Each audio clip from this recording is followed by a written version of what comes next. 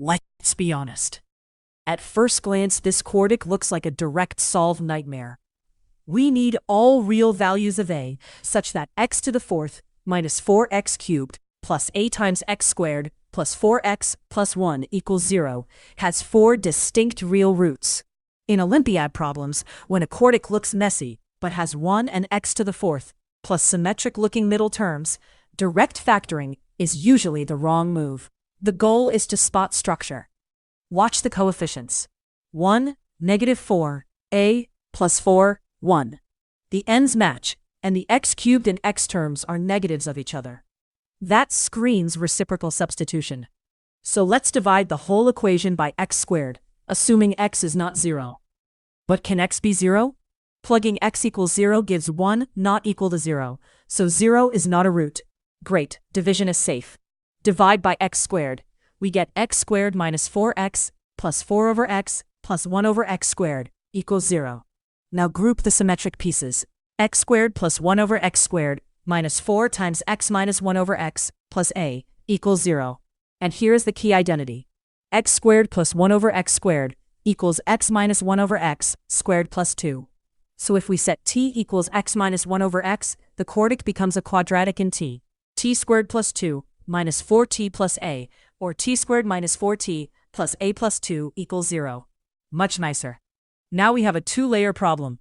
Layer 1, the quadratic gives possible t values. Layer 2, for each t, the equation x minus 1 over x equals t must produce real x, and we want in total 4 distinct real x. First solve for t. The discriminant for t is minus 4 times a plus 2 equals 16 minus 4a minus 8 equals 8 minus 4a equals 4 times 2 minus a. So we need the discriminant for t to be greater than 0 for 2 distinct real t's, because one t would at best give 2 x's, not 4 distinct roots generically.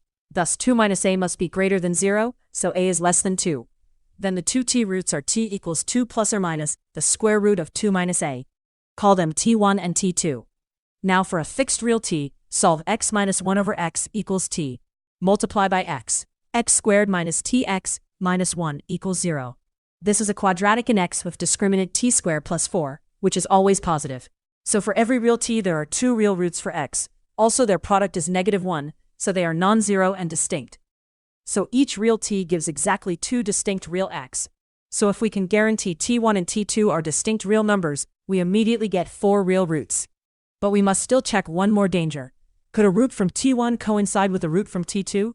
If that happened, we'd have fewer than 4 distinct roots. Suppose some real x satisfies both, x minus 1 over x equals t1 and x minus 1 over x equals t2. Then t1 equals t2. That's impossible if they are distinct.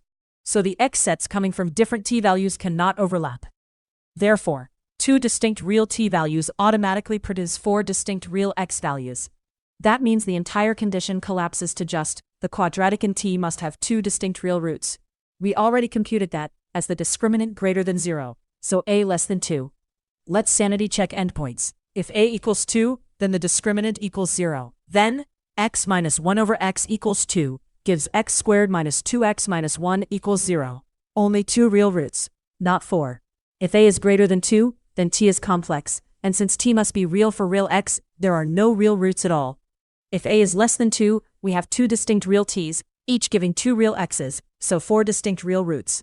So the answer is simply, all real a with a less than 2, on a number line, from -infinity to 2.